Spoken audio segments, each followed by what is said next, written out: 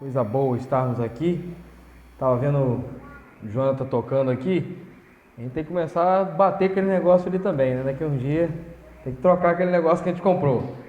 E eu acho que aqui ninguém sabe, né? Mas eu sei que Valentim queria ser o Valentim da sanfona. Eu sei disso, né?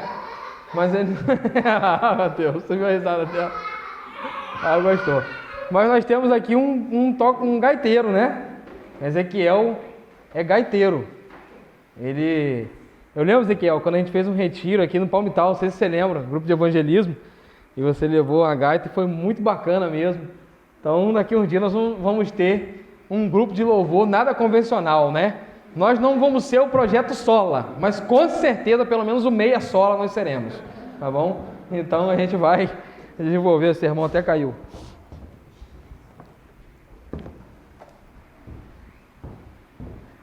Nós vamos, daqui a uns dias, à medida que nós vamos desenvolvendo nossos relacionamentos, se aproximando um do outro, isso vai se tornando fácil, né? Porque nós vamos convivendo, nos conhecendo, e até mesmo nos nossos encontros não litúrgicos, né? Isso acaba se desenvolvendo, uma roda de violão, uma gaita tocando aqui, alguém batendo ali, isso ganha corpo, né? E é assim que a comunidade saudável, ela vai se desenvolvendo. Nós estamos aqui, irmãos, na plantação de uma igreja, nós estamos começando do zero, né? Nós estamos aqui trabalhando para fazer, não pegamos nada pronto. Então, nós, à medida que Deus vai nos dando essa oportunidade de crescimento, esse desenvolvimento, nós vamos trabalhar com tudo que temos para a glória de Deus, para edificação, para a propagação do Evangelho. Então, não sei se Mateus vai ser da sanfona, mas do negocinho ali, né? Como é que é? Do tamborim, como é que é o nome? Carrom. Do carrom pode ser, né? Ele pode levar para casa, bater lá e tal, não sei o que, né? E vai ser muito maneiro. Imagina o Mateus grandão, né? Sentado com aquele negocinho ali no meio do colo. Vai ser muito maneiro. Uma gaita embaixo do braço, Mateus, tocando com a mão só aqui, ó, igual uma raquete, né? Vai ser muito maneiro. Então, irmãos, eu louvo a Deus por estarmos vivendo, de fato, essa comunidade saudável em crescimento. E oro para que nós possamos desenvolver agora alguns novos trabalhos, né? Nós temos aí o de casa em casa, que já começará. Nós vamos começar fazendo culto nos lares, também reunião de oração das mulheres, dos homens, onde Deus vai nos proporcionar estreitar laços, desenvolver amizade, se aprofundar nos nossos relacionamentos, né? Então, ore por isso e esteja pronto a ser participativo, ser ativo. Vai ser de fato bênção para a sua vida e bênção para aqueles que estão à sua volta, quando nós desenvolvermos esses nossos trabalhos que já estão pertinhos de começar. Nós estamos acertando as últimas questões, onde nós já vamos começar o de casa em casa e desenvolver, né, essa nova frente que é com o propósito de comunhão e evangelismo, né? Pastor, o que é isso? O que é o de casa em casa? O de casa em casa é comunhão e evangelismo. Qual é a dinâmica do de casa em casa? É ir nas casas dos crentes fazer um culto. É um culto doméstico que você convida as pessoas para participar com você. E aí a igreja vai ali participar com você. Você leva um familiar, um parente, um vizinho, cultuam, né, o Senhor de modo objetivo. E aí, através disso, nós nos relacionamos, comunhão, e nós temos a oportunidade de trazer pessoas à fé, propagarmos as verdades centrais do Evangelho de forma objetiva. E eu quero enfatizar que esses cultos do lar não são cultos doutrinários, não são cultos onde nós vamos fazer uma enorme exposição bíblica, né? Nos cultos dos lares agora vai ser a exposição de tal livro. Não, irmãos. É a dinâmica de um culto, é louvar o Senhor com alegria, um violão, 2, 3, que seja, louvar, cantar, vibrar, estar perto, né?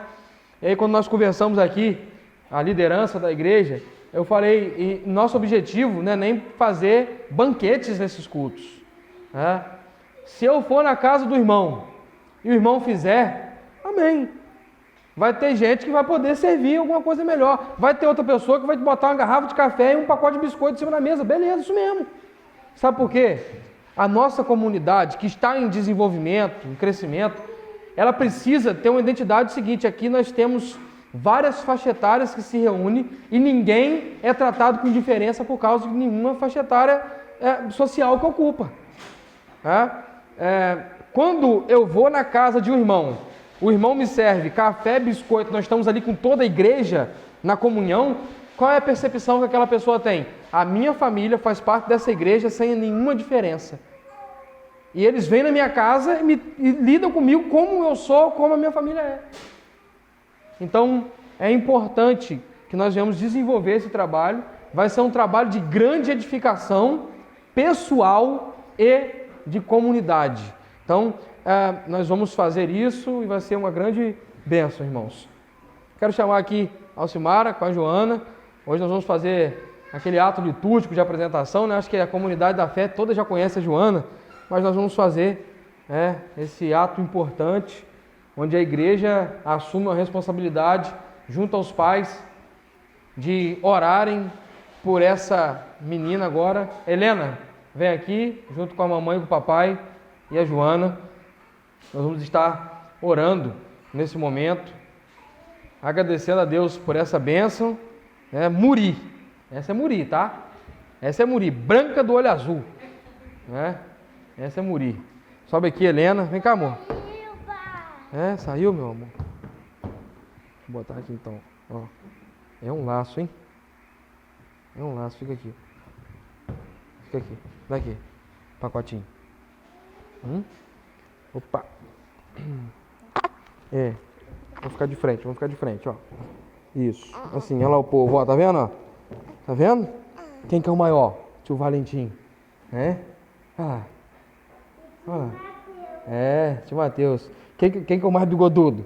Olha, o tio Saulinho, ó. Saulinho foi batizado na água, no fogo da água fria, né? Vamos lá, vamos orar. Deus, aqui está a minha filha diante do Senhor, diante da comunidade de fé. A nossa oração, Deus, juntos aqui, é que a Joana cresça nos seus caminhos, te amando a igreja, amando a palavra, Senhor. Nós pedimos, ó Deus, e suplicamos, guarde a Joana para que ela cresça saudável, forte, vigorosa, pronta para te amar e te servir e servir a igreja, Deus. Em nome de Jesus, ó Deus, que toda a igreja esteja em oração e que nós possamos, ó Deus, orar por nossas crianças. Consagramos a Joana nas suas mãos e lhe damos glória que é devida ao seu nome, pela bênção da vida, bênção da fecundação, a bênção da paternidade e da maternidade. É em nome de Jesus que nós oramos. Amém e amém. Amém? Isso. Meu Deus do céu.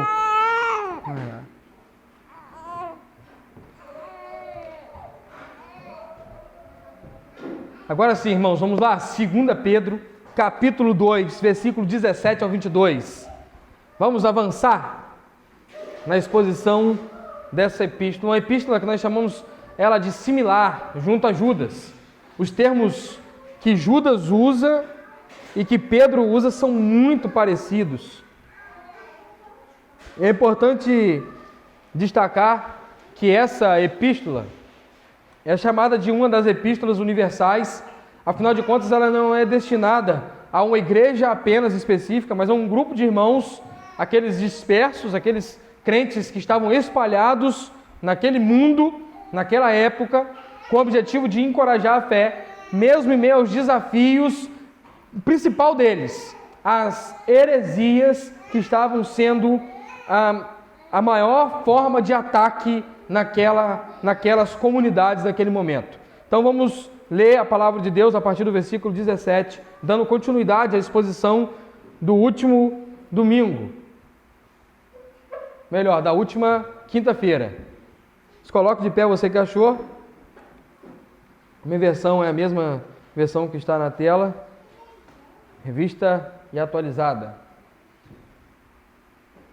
Diz assim a palavra de Deus: estes tais São como fontes sem água, como névoas impelidas por temporal. Para eles está reservada a negridão das trevas, porquanto, proferindo palavras jactanciosas de vaidade, engodam com paixões carnais, por suas libertinagens, aqueles que estavam prestes a fugir dos que andam no erro, prometendo-lhes liberdade, quando eles mesmos são escravos da corrupção, pois aquele que é vencido fica escravo do vencedor. Portanto, se depois de terem escapado das contaminações do mundo, mediante o conhecimento do Senhor e Salvador Jesus Cristo, se deixam enredar de novo, são vencidos, tornou o seu último estado pior do que o primeiro. Pois melhor lhes fora nunca tivessem conhecido o caminho da justiça, do que, após conhecê-lo, volverem para trás, apartando-se do santo mandamento do Senhor que lhes fora dada. Com eles aconteceu o que diz certo adágio verdadeiro: o cão voltou ao seu próprio vômito, e a porca lavada voltou a revolver-se no lamaçal. Até aqui, podeis assentar, amados irmãos. Vamos orar mais uma vez. Ó Deus, nós lhe rogamos que o Senhor nos dê graça para entendimento da sua palavra, e que o Senhor fale aos nossos corações de modo claro, simples, como a sua palavra é, objetivo, Senhor, para que possamos então ser encorajados, edificados e fortalecidos na caminhada cristã, Senhor. Nós queremos orar pelo nosso Brasil. Ó Deus, tome o nosso Brasil nas suas mãos. Ó Pai, estenda as suas santas mãos, guarde, Deus, a nossa pátria de males assombrosos, guiados por homens maldosos, que não têm nenhum tipo de pensamento amoroso e que não pensam no bem maior, ó Deus. Nós te pedimos, ó Deus, que o Senhor venha a estar, ó Deus, equilibrando os poderes com a sua forte mão, que haja um equilíbrio entre o legislativo, o executivo, o judiciário, e que nós possamos, ó Deus, viver tempo de paz. Para tanto, nós lhe rogamos, cale a boca dos falsos mestres, feche as portas das falsas igrejas que ensinam falsas doutrinas. Ó Deus, repreenda a mentira no meio do que se diz cristianismo em nossa pátria. Jogue por terra toda a falsidade, Senhor, em nome de Jesus, para que possamos ter, ó Deus, uma igreja que prega a verdade e que não é influenciada por nenhum vento político, doutrinário, nenhum vento do momento que está passando, mas uma igreja que marcha resoluta, pregando o santo evangelho, Senhor. Levante o seu remanescente, que não está vendido, que não está entregue, que não está comprometido com homens, mas que está firmado no evangelho, e por isso pode se erguer e dizer a uma nação verdadeiramente: assim diz o Senhor. Deus, nós não queremos profetas de Araque, nós não queremos, ó Deus, homens que estão engodados nas suas cobiças, pensando nos seus impérios. Nós queremos, ó Deus, orar para que o Senhor levante testemunhas verdadeiras do Senhor, ó Deus, que estão dispostas a dar a sua vida pela causa de Cristo, e que se levantam para pregar o Evangelho, e por causa do Evangelho, o Senhor trava o avanço do mal, o Senhor regula os poderes, e o Senhor dá paz a uma nação, Senhor. Nós não queremos aqui profetizar nenhuma palavra contra nenhum poder, mas nós queremos aqui, Deus, dizer: assim diz o Senhor contra a falsa igreja em solo brasileiro. Haverá sim um tempo de juízo contra os falsos mestres, porque a sua palavra assim diz, ó Deus. Em nome de Jesus, ó Deus, nos dê autoridade para pregar o evangelho. Levante, Senhor, homens e mulheres comprometidos com a sua palavra, com Cristo Jesus e com a igreja, para que possamos então, Deus, alcançar os perdidos, glorificar o seu nome e edificar os salvos, ó Deus. Em nome de Jesus, Pai, Nós queremos orar, ó Deus, para que o Senhor manifeste com sua mão poderosa, acalme os ânimos, traga tranquilidade, Senhor, e que não venhamos ter nenhuma intervenção primária, a não ser a intervenção do Senhor, trazendo salvação ao seu povo, Deus. Aviva a sua igreja no Brasil, desperte aqueles que estão dormindo, abra os olhos daqueles que estão cegos, e venha, Pai amado, estabelecer o cetro de justiça do Senhor na vida da sua igreja, na vida dos crentes brasileiros, ó Deus, para que então nós possamos testemunhar Jesus, o nosso Senhor, Salvador, Rei dos reis e Senhor dos senhores, ó Pai. Em nome de Jesus, nós oramos, ó Pai, oramos por nossa pátria, porque pensamos, ó Deus, em nossas crianças. Oramos, ó Pai, por nossa pátria, porque queremos ver um Brasil saudável, bonito, alegre, um Brasil como sempre foi, de diversidade, mas de comunidade, Senhor. Em nome de Jesus, ó Deus, nós pedimos, tenha misericórdia, Senhor, dá-nos graça, Senhor, e nos ensine a sua palavra, para que possamos viver de modo que te glorifique. Fale conosco, em nome de Jesus. Amém e amém, Senhor. Amados irmãos, caminhamos aqui e eu meio que pego os irmãos dentro de um texto no seu meio, porque a leitura que nós fizemos começa esses tais, não é talvez uma das melhores palavras ou uma das melhores combinações para começar uma leitura, visto que meio que falta algo dentro dessa oração. Mas, na última pregação, na quinta-feira, eu não podia ultrapassar alguns limites do tempo, e então nós ficamos exatamente no versículo 16. E do versículo 17 em diante, nós temos um compromisso de dar sequência a uma verdade ora aqui trazida. E a verdade é essa, irmãos. Pedro, ele anuncia a verdade central do Evangelho, ele fala que não existe outro Evangelho, ele diz que não tem como profetizar um novo Evangelho, não existe nenhuma profecia que vai ser acrescentada a esse Evangelho no capítulo 1, e agora no capítulo 2, ele alerta quanto àqueles que se levantam trazendo um novo Evangelho, pregando novas verdades, e acrescentando ou tirando do Evangelho alguma coisa. Os antinomistas, eles tinham por objetivo tirar, ou melhor dizendo, acrescentar ao Evangelho algumas coisas.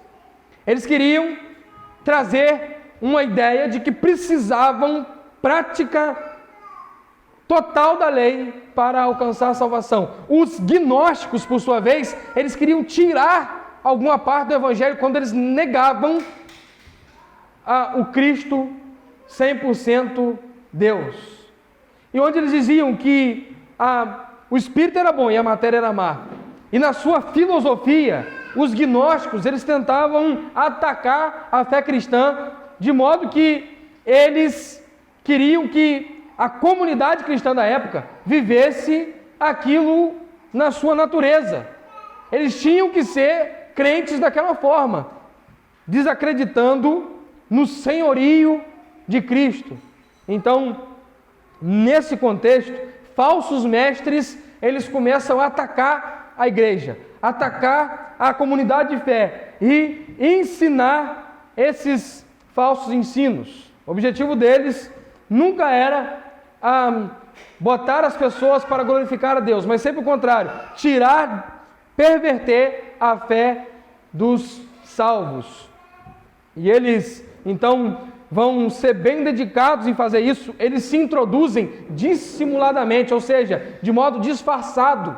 Eles não são grotescos, eles não são alarmantes, eles vêm sutis, com pequenos ensinos, ensinando pequenos detalhes que parecem não assustar e não fazer tanta diferença, mas que no final, Pedro vai dizer que são danosos, que traz grande prejuízo, são heresias destruidoras. No capítulo 2, versículo de número 1, Pedro narra dessa forma. Então, amados irmãos, nós vamos ver que nesse contexto, dando sequência aos ensinos, Pedro alerta que aqueles que ensinavam heresias, aqueles que eram perversos, dissimulados, aqueles que tinham práticas de libertinagem, eles tinham por objetivo trazer promessas que nunca poderia ser cumprida por eles. Eles prometiam coisas que eram mentirosas. Eles pregavam verdades que nunca poderiam ser cumpridas por eles mesmos. E Pedro abre agora, nessa parte, a partir do versículo 17, ou dá continuidade a partir do versículo 17, em dar a característica deles, onde ele diz: estes tais, fazendo referência aos falsos mestres, são como? Ele começa a narrar como eles são. Primeiro, eles são fonte sem água. Um poço seco frustra os sedentos. Da mesma forma que aqueles que são cativados pelos falsos ensinos serão frustrados. Você imagina, amado irmão, você num deserto, um deserto seco, aquela brisa do deserto, aquele vapor, né, que o vento sopra e bate no seu rosto e cola aquela poeira do deserto, e aí você avista de longe um poço. Na nossa linguagem, para ficar mais claro, até mesmo para as crianças compreenderem, você vê um bebedouro. Você está no deserto e você vê um bebedouro. Eu me lembro que quando eu trabalhava em Campos de carteiro, e aí eu fui trabalhar na Penha, em Campos, eu andava mais ou menos 6,5 km para chegar até o meu distrito postal, onde eu começava a entregar. Eu pedalava toda 28 de março, até o final, passava a Presidente Kennedy e entrava para dentro do bairro, e andava mais um pedação para dentro do bairro. E lá, na hora que eu ia chegar no meu distrito postal, um posto de combustível colocou duas suqueiras grandes. Era todo dia suco de guaraná e suco de maracujá. Todo dia tinha ali o suco de guaraná e o suco de maracujá. E quando eu de longe avistava o posto, já me dava aquele alívio. Beleza. Eu chegava lá, eu tomava uns 3, 4 copos, enchia uma garrafa e ia para o meu distrito. Até o cara falar assim: rapaz, esse carteiro tá de brincadeira. Aí chegou lá e falou assim: ó, irmão, é para cliente, eu não digo você tomar não, mas toma só um copinho aí, né? Não precisa carregar não. Eu falei: não, tá bom, irmão, pode deixar comigo. Mas quando eu avistava aquela suqueira, eu ficava alegre, contente e falava: vou me saciar. Chegar lá e vou me saciar. Aquele sedento no meio do deserto, com sede, na hora que avista aquele bebedouro, ele corre desesperadamente para aquele bebedouro. Imagina que quando ele chega naquele bebedouro, e ele aperta o botãozinho do bebedouro, não tem água. Aquela fonte não está jorrando. É seca. Aquele poço, ele está vazio. E puxa a corda e pega o balde, não tem nada. Essa é a frustração daqueles que seguem falsos ensinos. Eles vão com toda a vontade, irmãos. Imagine agora os irmãos, aquela pessoa que por alguma maneira está numa necessidade, está passando uma crise familiar, está passando uma provação, está passando uma luta, é o filho nas drogas, é o pai desempregado, é a mãe sem ter o que preparar para o menino em casa. Aí essa família, ela vai para a igreja. Aí ela chega lá na igreja, o ensino é esse: você vai vencer, você pode, você consegue. Se você não tem nada, mas tem R$2 no bolso, traz e bota aqui, porque Deus vai mudar a sua história, Deus vai prosperar a sua casa. E a pessoa volta para casa com fome, sem ter o que comer, e ainda perdeu os R$2. Eles prometem algo que, por fim das contas, não sacia a alma e não resulta em nada para aquelas pessoas que foram ali sedentas para ouvir a mensagem do Evangelho. Elas estão sedentas do Evangelho, e quando chega a fonte não jorra, está seca. Muitas igrejas hoje, muitos mestres hoje, muitos pastores hoje são fonte seca. Fonte seca. Pregam, ensinam do seu coração coisas da sua carne, não o santo evangelho. A segunda comparação que ele coloca para esses falsos mestres é que esses falsos mestres são névoas, está aí escrito na palavra, impelidas por temporal. Névoas impelidas por temporal. O que isso significa, irmão? Judas traz com mais clareza isso. Versículo 12. Ele vai dizer que são nuvens carregadas pelo vento. Fica a observar, irmãos, isso. O falso ensino, ele está sempre migrando de lugar. E o Brasil, via de regra, adora pegar o falso ensino que transita pelos Estados Unidos. A nuvem de falso ensino vem sobre os Estados Unidos, é rejeitada, prega, não tem mais como fazer nada, ela vem um vento, sopra, ela vem parar em cima do Brasil. O pessoal vem aqui, joga uma corda, laça a nuvem e traz para cá. G12, Igreja de 1000 membros, Teologia da Prosperidade, tudo isso é de lá, irmãos. Tudo isso vem de lá. Cobertura espiritual.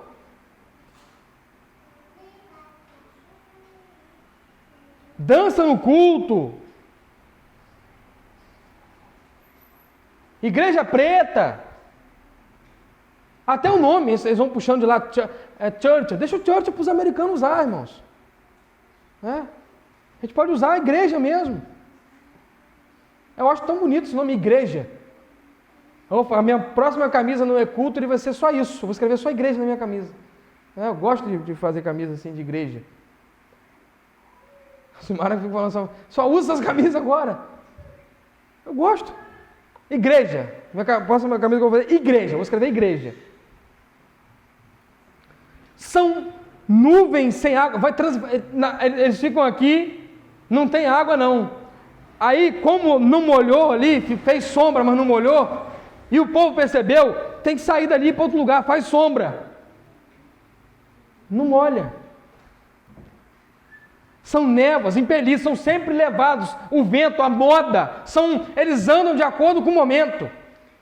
Como que a cultura está se comportando? Eles se apresentam como uma opção para essa cultura do modo que ela está se comportando. Pode observar. Se a cultura agora é tentar a burrice do todes, você pode ter certeza que de alguma maneira esses falsos mestres vão dar alguma coisa para essa cultura. Eles vão oferecer alguma coisa para essa cultura. Eles trazem uma opção de igreja para essa cultura. A cultura muda, eles mudam. Pode observar. Não são guiados pelo vento do Espírito, mas são guiados pelos ventos culturais. E o Evangelho, ele não é adaptado à cultura. Ele não se molda de acordo com a cultura. Ele não é pregado numa perspectiva cultural, porque a cultura do Evangelho é o reino espiritual. E isso sempre vai chocar, sempre vai bater de frente. Ele traz ainda, amados irmãos, no versículo 17, uma ideia que vai trazer uma conclusão para esses. Qual é o fim desses, irmãos? Eles vão viver assim, vão fazer dessa forma e vai ficar assim mesmo, pastor? A gente que tem que se cuidar, porque... Não, irmãos, presta atenção. Para eles, está reservada a negridão das trevas. Porque no fim das contas, eles estão cegos e não acharão o caminho e ficarão perdidos na escuridão.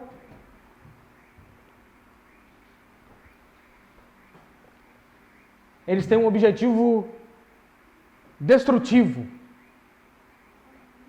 mas também eles são artimanhosos. De que maneira? De que maneira? Eles atacam principalmente aqueles que estavam prestes a fugir das trevas. Aqueles que estavam prestes a fugir dos que andam no erro, no versículo 18. Quem são esses? Os novos convertidos, irmãos. Versículo 18 nos apresenta o seguinte: portanto, proferindo palavras jactanciosas de vaidade, engodam com paixões carnais por suas libertinagens aqueles que estavam prestes a fugir dos que andam no erro. Você imagina, o cara está sedento do Evangelho. A pessoa está sedenta, ela vai à igreja, ela ouve a mensagem do Evangelho, ela se converte, mas ela luta, ela com certeza vai lutar contra o pecado. Ela vivia, funcionava para uma natureza pecaminosa. Agora vai ser interrompido isso. Ela vai deixar de funcionar para essa natureza pecaminosa e ela vai funcionar para a glória de Deus. Mas ela vai ter que lutar contra aquela velha natureza. E ela começa caminhando. E à medida que ela luta contra aquele pecado, ela começa a escutar dos libertinos, dos falsos mestres: não fica tranquilo, é assim mesmo. Não. Talvez por medo de perder um número, a igreja tenta segurar de todas as formas uma pessoa, mesmo com os pecados que ela tem, sem querer abandonar. Não, fica aqui, não tem problema, pode deixar que nós vamos caminhando assim mesmo. Venha como quiser, mas fique. Venha como está e fique como quiser. E nesse sentido, os novos na fé, que não têm um filtro, nem maturidade, eles são convencidos de que não tem problema viver no pecado.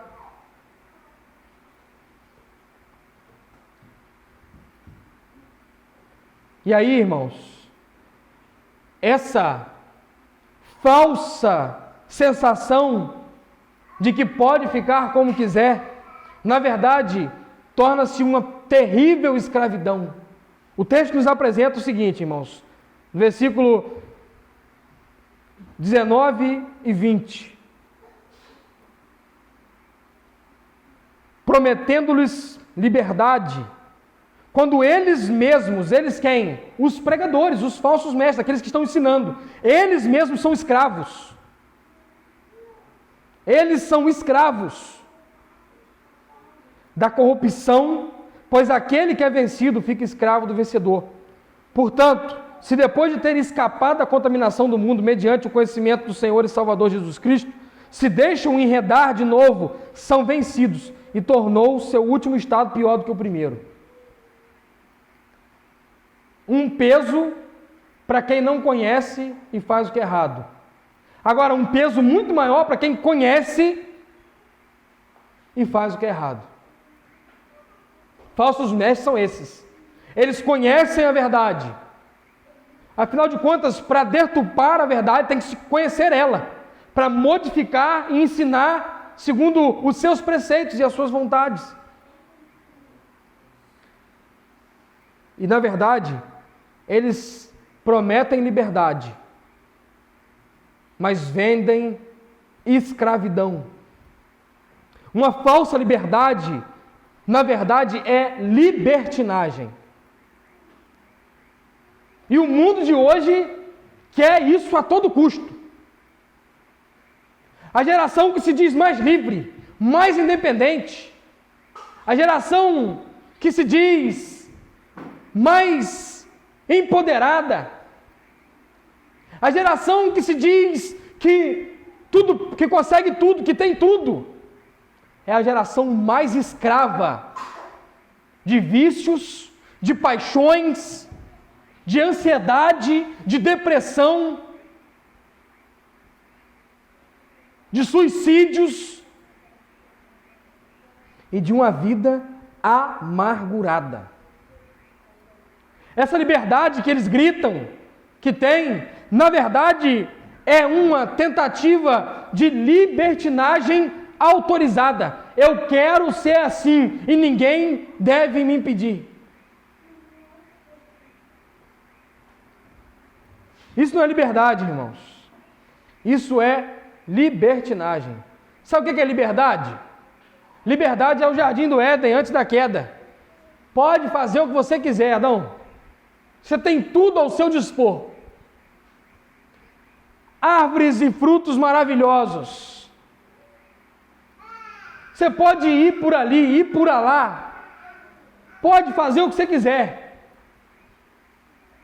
E aí, vem um limite. Mas aquela ali não. É liberdade. Porque a verdadeira liberdade, ela tem um caminho de obediência. Quando nós andamos em obediência, nós podemos dizer que temos a total liberdade de fazer aquilo que o Senhor requer de nós, porque aquilo resultará em glória a Deus e para o nosso bem. Porque Pedro traz esse ensino aqui, irmãos. Primeiro, uma das crenças gnósticas era que se o corpo era mau, ele seria descartado. Logo, não tinha problema se o corpo estivesse carregado de pecado.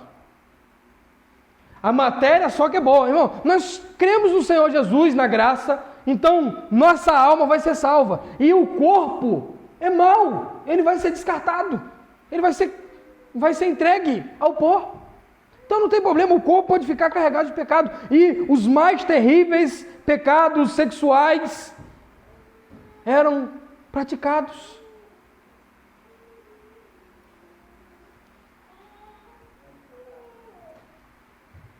Versículo 2 do capítulo 2 diz assim: e muitos seguirão as suas práticas libertinas. Por causa deles será infamado o caminho da verdade.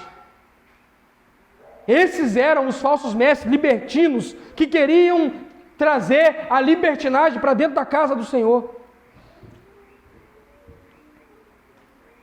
Não se espante, irmãos, se mais para daqui a algum pouco tempo, algumas igrejas introduzirem nas suas liturgias danças sexuais. Problema, expressão artística. Expressão artística. Não se espante quando você vê no noticiário lá, olha, igreja tal, não fica espantado não. O caminho do falso mestre é uma glória, uma idolatria do próprio corpo, de si mesmo. Agora, existia uma outra pregação que era terrível, que era a pregação dos antinomianistas. Eles acreditavam que se tivesse fé, irmão, você acredita em Deus? Beleza, então você pode tudo, pode ficar tranquilo. O importante é você acreditar em Deus. Irmão, hoje está difícil achar um ateu sincero. Está difícil. É um ou outro que você acha por aí. É um ou outro que você acha. Um ateu verdadeiro, um ateu que tem ali a prática gnóstica mesmo, ele nega. Difícil achar. Todo mundo que você pergunta, eu acredito em Deus, mas eu acredito em Deus da minha forma. Eu acredito no meu Deus que eu inventei e que eu acredito nele. Esse seu Deus aí, eu não acredito nele não. Um Deus que fica irado e que vai punir os pecadores. Você está doido, pastor? Só pode. Que isso? Deus é paz e amor. Você acredita em Deus mesmo? Eu acredito. Eu acredito em Deus. Acredito que Ele me deu uma vida para me curtir. para me aproveitar dos prazeres da carne, da vida, daquilo que é bom, daquilo que produz prazer.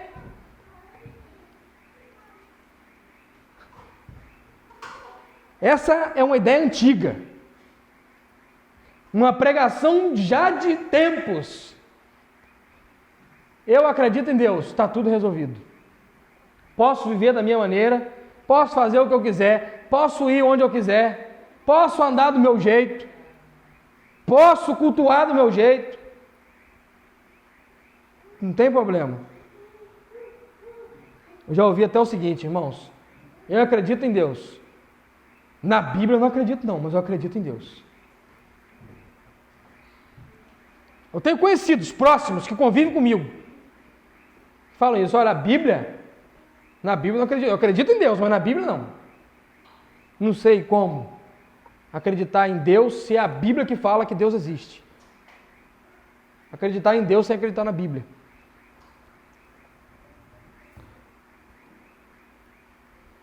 Olha aí comigo, irmãos. Romanos, capítulo 6, versículo 15.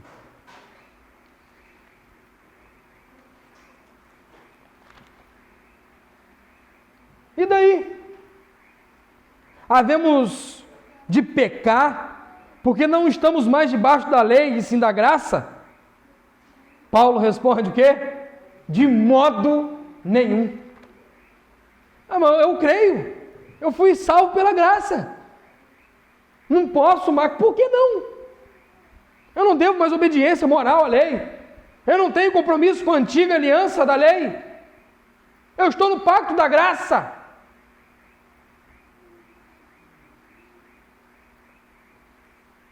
Não. Negativo. Gálatas, capítulo 5, versículo 18.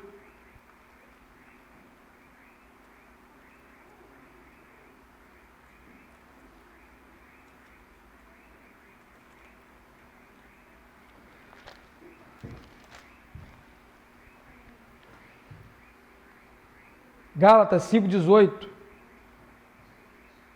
Mas se sois guiados pelo Espírito, não estais sob a lei, sob o ruge da lei.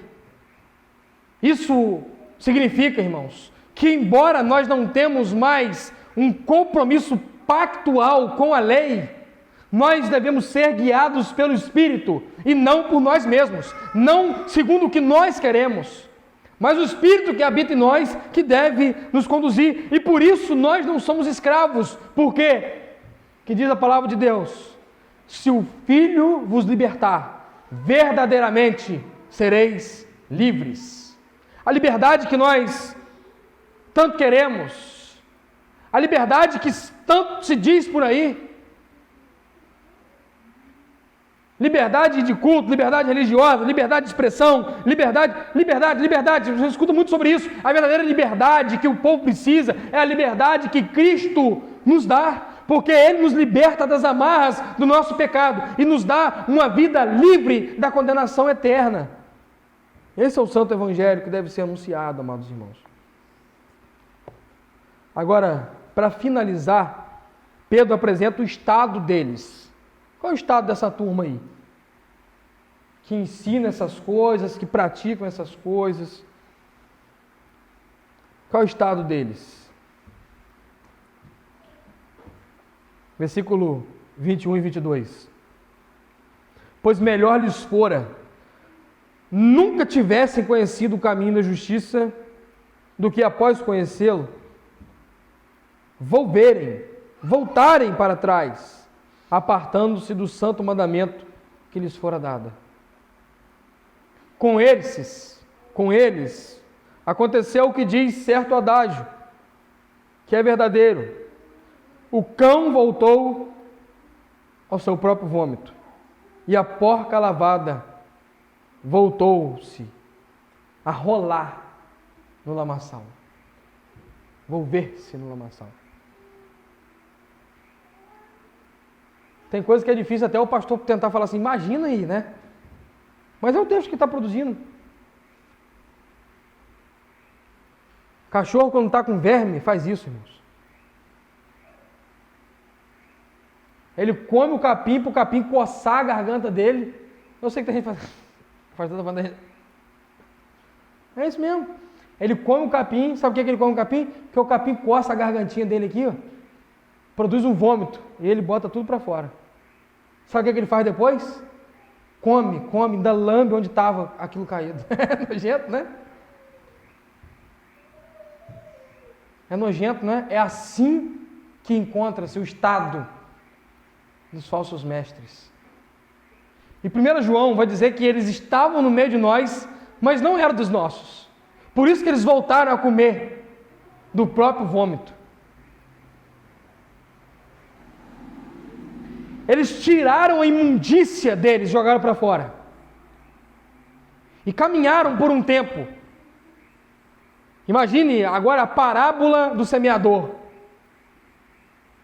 Eles eram a terra pedregulhosa, irmãos.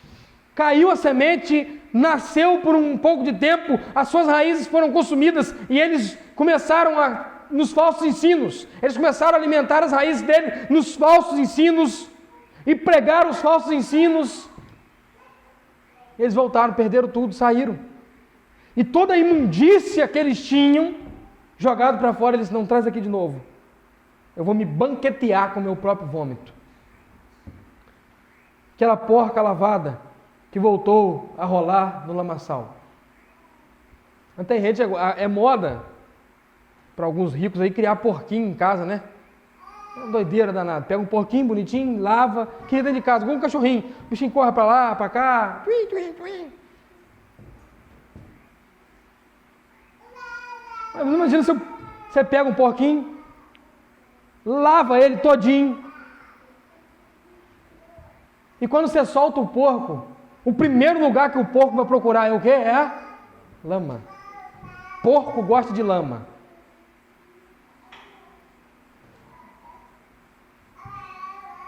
E a ideia aqui, irmãos, é a seguinte: eles nunca foram ovelhas. Dentro do judaísmo, o porco era uma figura rejeitável,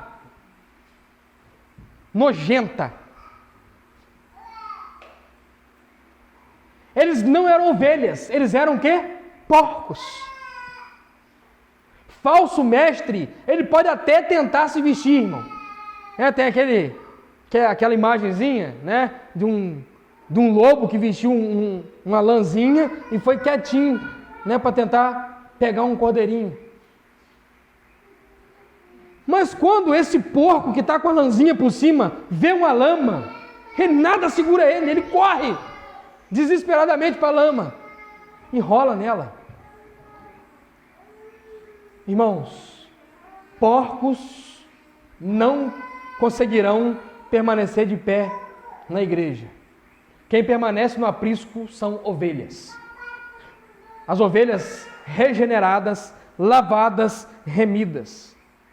É detestável, essa é a ideia aqui, é detestável o estado daquele que veio mentindo para ele mesmo, porque Deus que conhece o coração dele já sabia.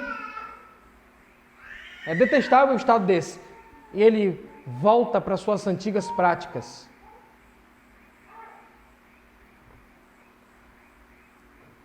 A conclusão que nós chegamos na mensagem, amados irmãos, é a seguinte: os falsos mestres, eles terão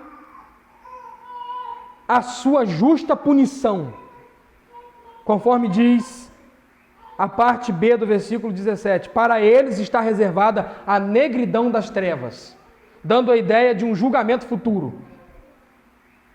Mas os falsos mestres serão identificados ainda aqui.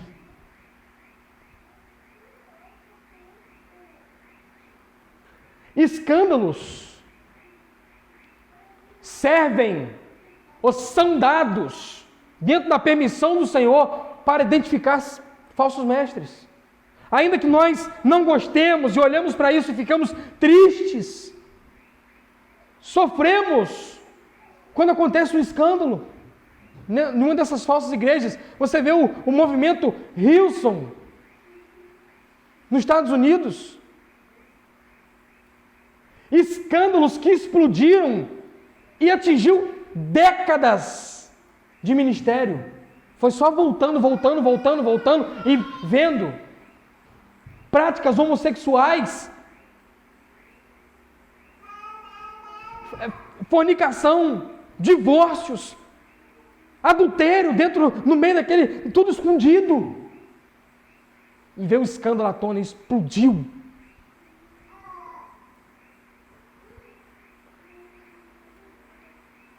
Impérios e mais impérios construídos sobre a fé alheia, através de falsos mestres ensinando falsos ensinos, que de repente ruem. Escândalos fazem com que cachorros, cães, voltem a comer os seus próprios vômitos e porcas voltem a rolar nos seus lamaçais. Eles serão identificados aqui, irmãos. E a vergonha deles é a primeira punição que eles irão sofrer. Aplicação objetiva para o meu e para o seu coração. Porque ouvindo uma mensagem como essa, talvez você fale assim: pastor, muito bom o senhor falar isso tudo aí, eu concordo. Mas a grande verdade que eu concluo aqui, sentado na minha cadeira, é que isso não tem nada a ver comigo. Amanhã, o que isso tem a ver com a segunda-feira de uma dona de casa? O que isso tem a ver com a segunda-feira de um bancário?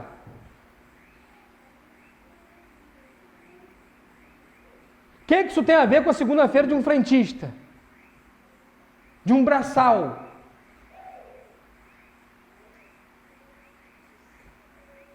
Tem que ter alguma coisa a ver, eu vou dizer. Primeiro, cuide. Repito, mais uma vez esse ensino: cuide para que os seus lábios jamais estejam a serviço de falsos ensinos. Cuide bem para que os seus lábios não sejam emprestados para o diabo. Ensine falsos ensinos, coisas que não são oriundas do Evangelho, da palavra de Deus. Tiago diz que a língua é o quê? É um instrumento miudinho, mas ela bota fogo num bosque todo. Cuidado com a sua língua, porque você pode ser um destes, que se emprestar os seus lábios, voltará a comer do seu próprio vômito e rolar na lama.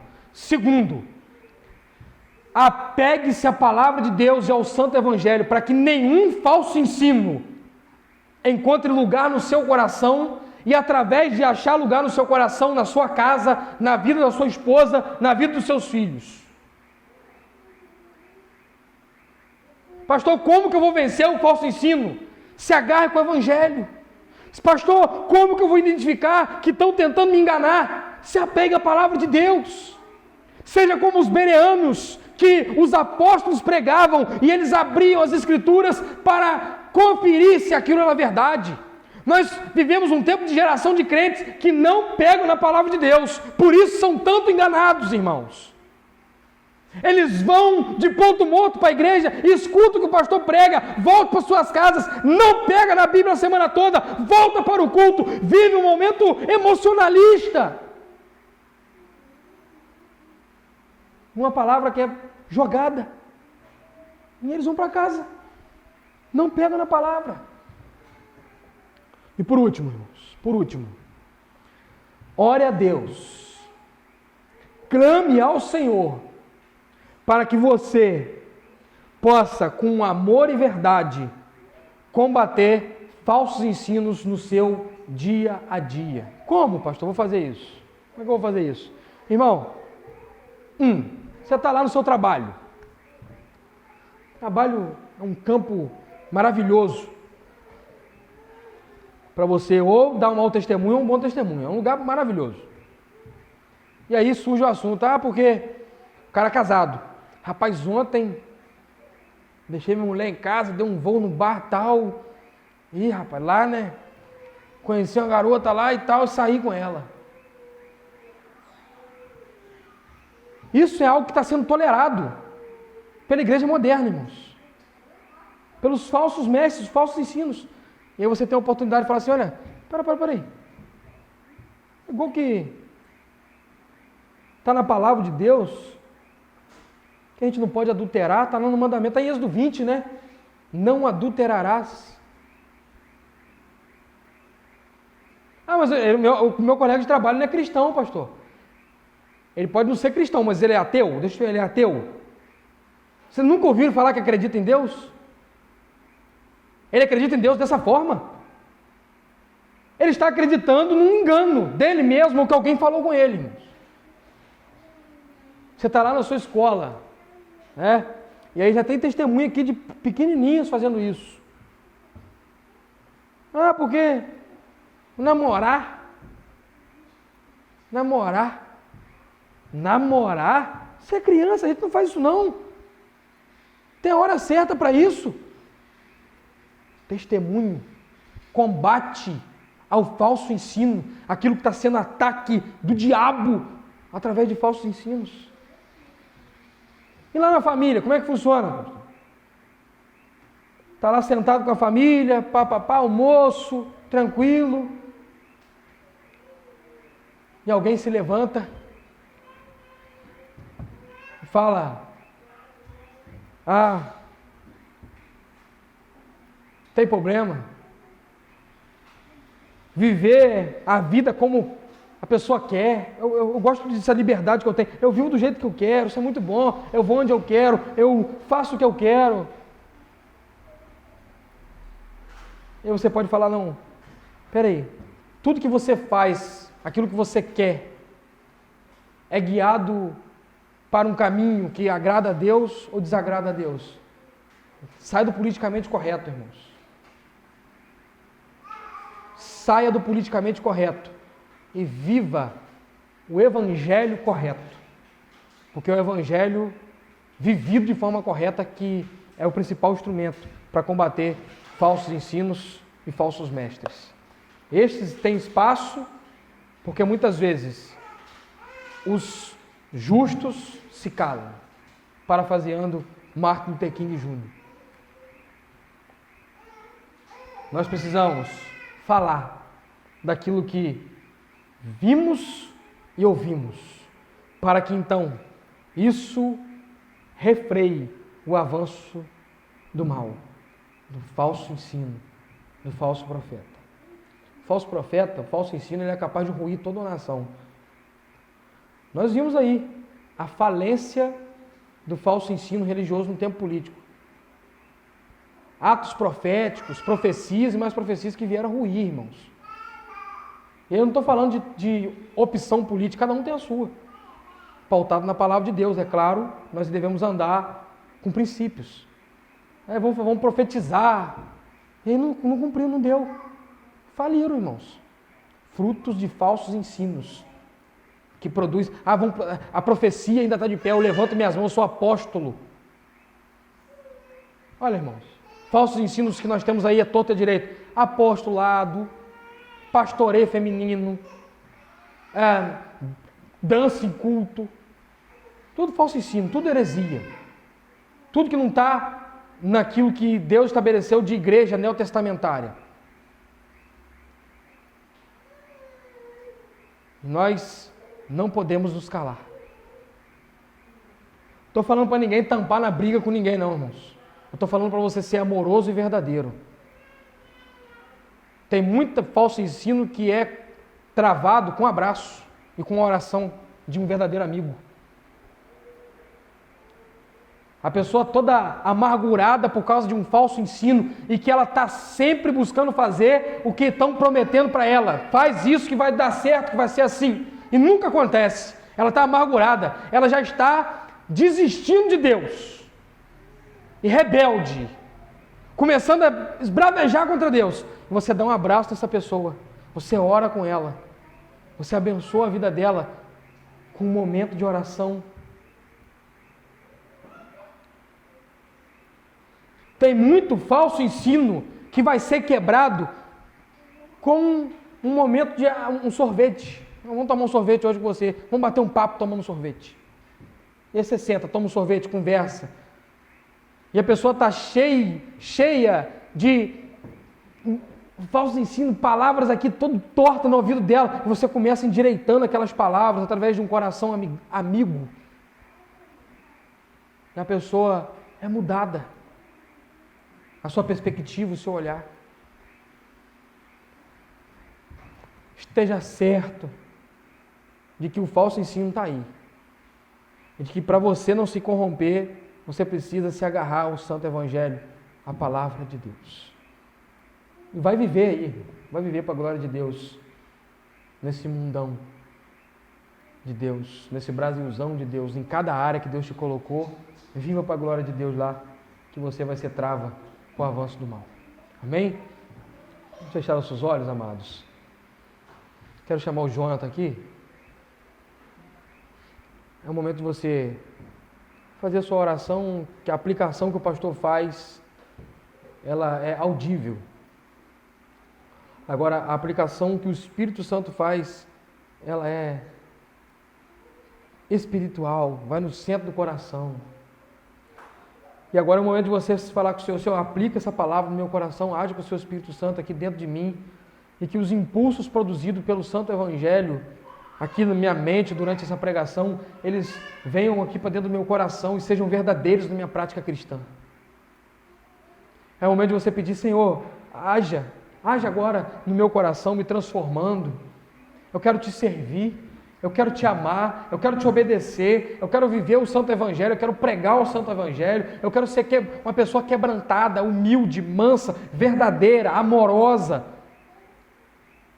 Uma pessoa que não é levada por ventos de doutrina, mas que é conduzida pelo vento do Espírito, guiada pelo Espírito Santo, não pela carne, não pelos impulsos pecaminosos, não pelos nossos desejos de criar os nossos próprios deuses, mas guiado pela palavra, guiado pela verdade do Evangelho. Senhor, me guie, Senhor, me domine, me possua por inteiro, Senhor, e me use